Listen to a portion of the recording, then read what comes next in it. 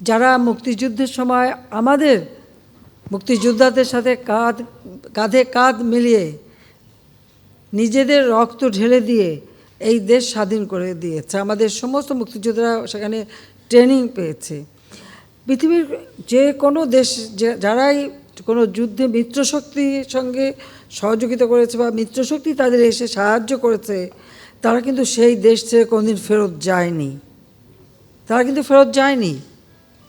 এখনও জাপানে আমেরিকার সৈন্য, জার্মানিতে রাশিয়ান সৈন্য সহ এরকম পৃথিবীর বিভিন্ন দেশ দেখলে সে দৃষ্টান্ত পাওয়া যাবে। এখানে ভারত কিন্তু ব্যতিক্রম। তারা মিত্রশক্তি হিসেবে আমাদের পাশে থেকে যুদ্ধ করে এসেছে, কিন্তু যখনই জাতিপিতা বঙ্গবন্ধু শেখ মুজিব চেয়েছেন যে তারা দেশে ফিরে যাক, ভারতের তদানীন্তন প্রধানমন্ত্রী শ্রীমতী ইন্দিরা গান্ধী সঙ্গে সঙ্গে সেটা রাজি হয়েছেন এবং তাদেরকে ফেরত নিয়ে গেছেন। তারা যে যুদ্ধের সরঞ্জামাদি সব কিছু নিয়েই কিন্তু এসেছিলো, এখানে যুদ্ধ করেছিল। পাকিস্তানি হানাদার বাহিনী সারেন্ডার করেছিল তাদের কাছে, কিন্তু আমরা কিন্তু স্বাধীন সার্বভৌম রাষ্ট্র পেয়েছি, কারণ তারা কিন্তু ভারতীয় সেনাবাহিনী প্রত্যাহার করে নিয়েছে। এরপরে যারা কথা বলে যে ভারত বিক্রি হয়ে যাবে, এরপরে বিক্রিটা হয় কীভাবে, সেটাই তো আমার প্রশ্ন। আসলে যারা এটা বলে তারা নিজেই ভারতের কাছে বিক্রি করা।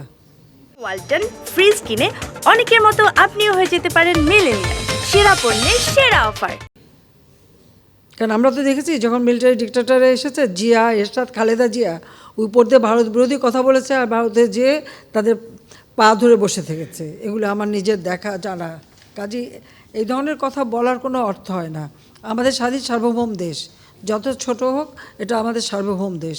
আর সেই সার্বভৌমত্ব রক্ষা এবং সক্রিয়তা বজায় রেখেই আমরা বন্ধুত্বপূর্ণ সম্পর্ক রেখেই কাজ করছি। আজকে এই যে আমরা সমস্ত যোগাযোগ ব্যবস্থা খুলে দিলাম, তাদের সবথেকে বেশি লাভবান তো আমাদের দেশের মানুষ। তাদের যোগাযোগ করতে হয়, যেতে হয়, চিকিৎসার জন্য যায়, পড়াশোনার জন্য যায়, বা অন্যান্য কাজে যায়, হাটবাজার করতে যায়, আজমির শরীফে যায়, আবার বিভিন্ন জায়গায় যায়। তো আমাদের ব্যবসা বাণিজ্যের ক্ষেত্রটা তো আরও উন্মুক্ত হবে। কারণ যেখানে বিক্রি আমরা করি না, যারা কথা বলে তারা বেচার জন্য অথবা ওই ইউজ মি, মানে ব্যবহার করুন আমাকে, এই নিয়ে বসেই থাকে। এটা হলো বাস্তবতা। শেখ হাসিনা এই দেশকে বিক্রি করে না, কারণ আমরা এই দেশ স্বাধীন করেছি, এটা তাদের মনে রাখা উচিত।